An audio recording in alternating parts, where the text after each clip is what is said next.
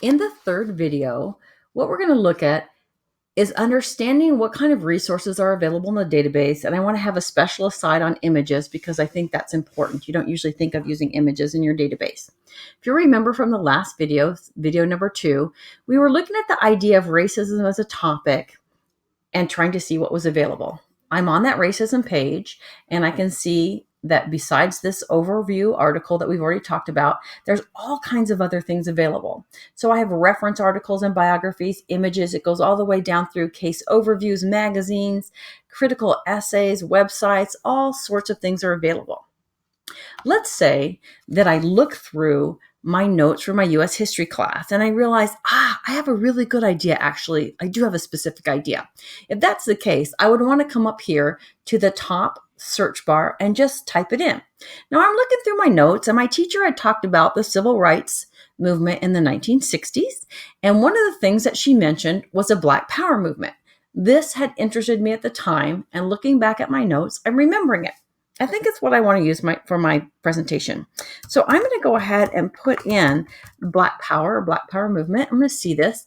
And you can see in the drop-down menu, some things will come up. Some of these are just going to be like book reviews. So this one right here that I've highlighted, The New Voice of Success, is a nonfiction work. Black Theology and Black Power is a religious work, theological.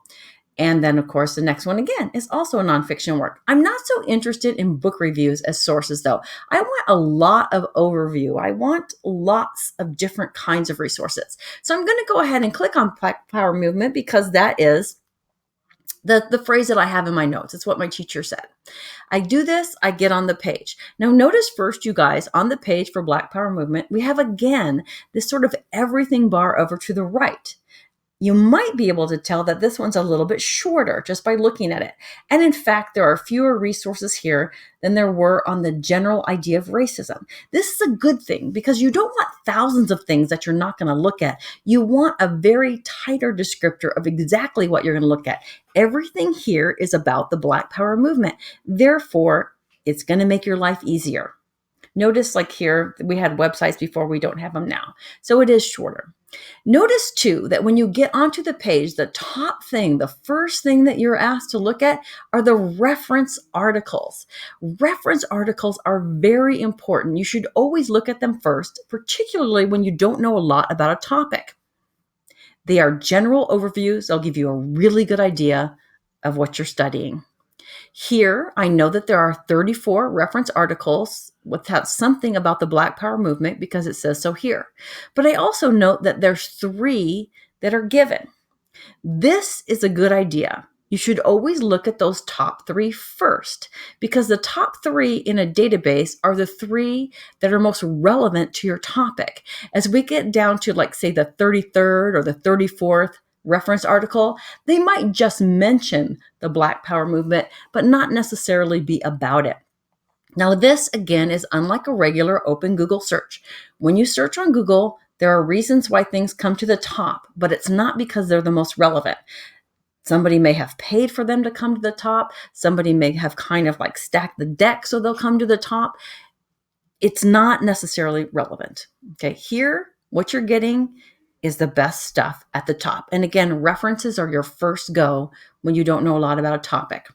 I want to just go a little bit of an aside here and look at the images. It says there's 4. I think there's only 3 because I think these 2 are the same. But I'm going to go ahead and click on one of those 2 and just bring it up.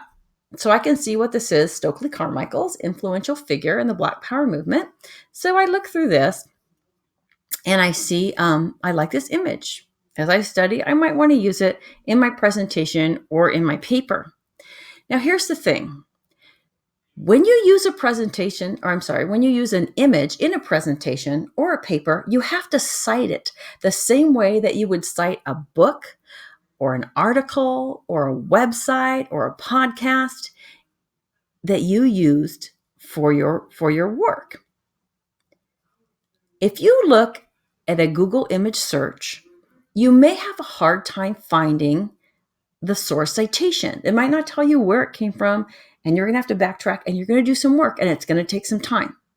The reason why I would want to use these images, even though there are not many of them, is because I can cite them very easily. And if I look down here, I'm just going to highlight it so you guys can see really quickly that this is the citation for this picture.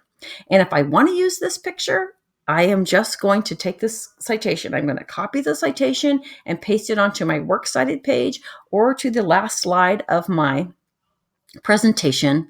And then I will have done, due diligence. I've done a good job. My teacher's going to be happy. I'm happy. And I didn't have to waste a lot of time searching. Okay, so that's the citation on the images. All right, let's look at one more thing. I want to go back to my results page. So I'm going to come up here, see where it says search results. I want to go back because I don't just need images. I do need some other things. Unfortunately for me as a little researcher, I do have to do some work. Okay, but it should be interesting. And coming back here, I'm going to see that that picture was about Stokely Carmichael. And so I think I'm interested in I want to know something about Stokely Carmichael, actually. So I'm going to go ahead and I'm going to click on this biography and get a little bit of his life story. I'm wondering what he has to do with the Black Power movement, how influential he was, things like that. So I go ahead and look at this. Again, I noticed that there are some things I can do with the article. And one of them is figure out how hard it is to read before I even look at it. I can go here and there's always kind of an idea next to it that tells me how difficult it is to read. The content level of this is intermediate. As a high school student, I should be able to read that, to be honest. There's also basic and advanced articles. As a high school student, I should be able to read almost any advanced article, except in the special cases of academic journals. I'll talk about that in just a second, okay? Let me go back to my search results again. And let's say my teacher had told me, my history teacher, you have to have at least one primary source that you use it for your presentation. So I look under everything here and I see primary sources are separate. This is very cool too, because if I'm doing a Google search, I may have a harder time with that. But here it is. So this is a Black Power speech, July 28th, 1966. Again, the reading level's right here. Same thing, intermediate reading level. I know this is a speech because it's called a speech, but if I didn't, I would know because student resources and context always tells me what I'm looking at. So if I look over here to the right, it says a speech. If it weren't, it might say something else. Article, biography, it could say book review, podcast, website, all sorts of things. And I would know right away what I was looking at. Okay? So this is a Black Power speech from July 28, 1966. Okay, one other on the search result I want to look at is this one where it says academic journals. An academic journal is a special case, and you can see that all of these have a little red triangle next to them, and that's because they are all an advanced reading level. In fact, here they'll give you the Lexile level. In the advanced reading level, again, most high school students read at advanced reading level as well they should. However, advanced journals can be at a academic journals, a super high reading level because they might be talking to an audience that's not a high school student. It might be like a PhD in a certain topic, neurosciences, talking to another PhD in neurosciences. And when you get into it, you're thinking, oh my gosh, I don't know what they're talking about. So this could happen, but not always. There is also a case where AP teachers will ask students to only use articles for their research that are peer-reviewed.